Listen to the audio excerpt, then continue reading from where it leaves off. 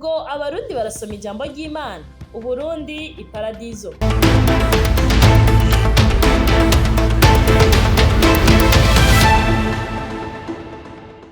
Mwaramutse canke mwiriwe mwebwe mwese mudukurikirana kuri micro za Isomo TV, muri kumwe na Muhimpundu Doriane. Iyo abarundi bafashe umwanya uhagije wo gusoma ijambo ry'Imana nk'uko abakristo baryizera ndetse n'andi madini avuga ivy'Imana muremyi w'isi n'ijuru, baraza imbere baremeza ko igihugu c'u Burundi ari igihugu kidasanzwe kandi gifise ubwiza bw'umwihariko. Ababuzi barazi ko Uburundi bwitwa umutima wa Afrika, atari kubera bufise igicapo nk'umutima gusa, ariko ko busanzwe bwashizwe n'umuremyi w'isi n'ijuru hagati na hagati y'umugabane wa Afrika. Uburundi bugaheza bukaba inkomoko y'imigisha Imana yatunganije ahabonwa n'amaso asanzwe y'umubiri, nk'inzuzi zitemba, amazi atanga ubuzima ku bantu n'ibinyabuzima bitagira uko bingana, amashamba cimeza, ibikoko vyo mw'ishamba, inyoni ziguruka mu kirere n'ibikoko biba mu nzuzi no mu biyaga, ubutaka bumeresha ibitego bifungurwa n'abantu n'ibikoko vyo mw'ishamba, hamwe n'ubutare butandukanye bumaze kumenyekana n'ubutaramenyekana ku bantu bose. Reka mvuge gatoya ku nzuzi no ku butare.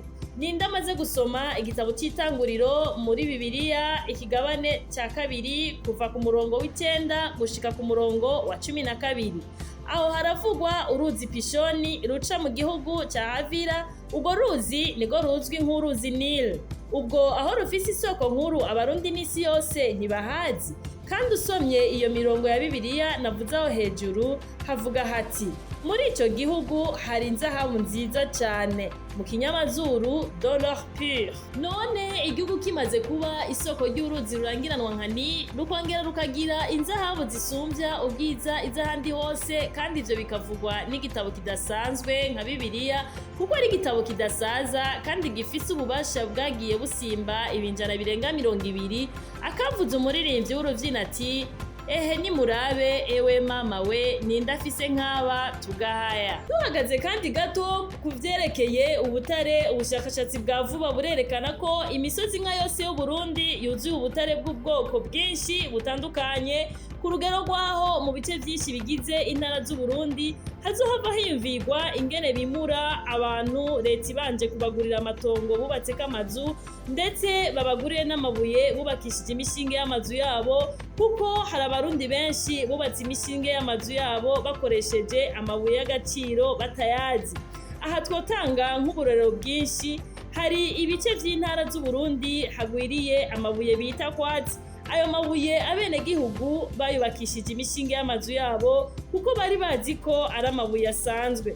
Yamara ayo mabuye niyo akoreshwa mu gukora ico bita ekra z'amatelefone, izo mu mashini nyabwonko ordinateur. Hari amabuye bita amethyste, ni amabuye yuzuye mu ntara nyinshi z'u Burundi. Nayo nyene mu kutamenya hari abenegihugu bayubakishije imishinge y'amazu yabo. Hariho ubutare bwitwa nickel, naho abarundi batanguye kubwumva buvugwa kuva ku ntwaro ya Repubulika ya kabiri. Hariho abenegihugu batazi ingene busa, babukoresha mu kubaka imishinge y'amazu yabo babwitiranya n'amabuye asanzwe. N'ubutare bitwa vanadium niko kuko abarundi kuko utamenya babwita amabuye nk'ayandi. Aha rero sinavuze bwa butare bugwanirwa n'ibihugu vya rutura mu gukora ibigwanisho bigezweho bita coltan na terre. Nari kugezaho kuvyerekeye ibiri munsi y'ubutaka bw'u Burundi, yamara sinogenda navuze ubutare bukoreshwa mu gukora vya bigwanisho ruhonyanganda arme nucléaire, canke mu kubaka inganda zitanga umuyaga nkuba centrale d'énergie nucléaire bwitwa uranium. Iruhande y'ubwo burorero buke natanze, twibutsa abatazi Burundi ko mu mwaka w'1981 gushika mu mwaka w'1983 ishirahamwe ry'abanyamerika ryitwa AMOCO, American Oil Company, ryarakoze ubushakashatsi prospection bw'ibitoro mu kiyaya c'imbo kiva ku kiyaga Tanganyika no ku ruzi Rusizi, kandi ubwo bushakashatsi bwoba bwarerekanye ko hari ibitoro mu kiyaya ca Rusizi ndetse no musi y'ikiyaga Tanganyika. Imbere yuko ndangiza, reka mvunira akagohe abarundi bataratembera ibindi bihugu ko ubutaka bw'u Burundi bufise akanovera bwisangije mu kumeza ibitegwa n'ivyimburwa bifise akanovera mu kanwa no ku rurimi usumba ubutaka bw'ibihugu bidukikije. Reka ntanga akarorero ku mfungurwa bita igitoki. N'igitoki bafungura batetse bita igisahira, uriye igitoki cyo mu Burundi ntacyo bipfana n'ico mu Rwanda.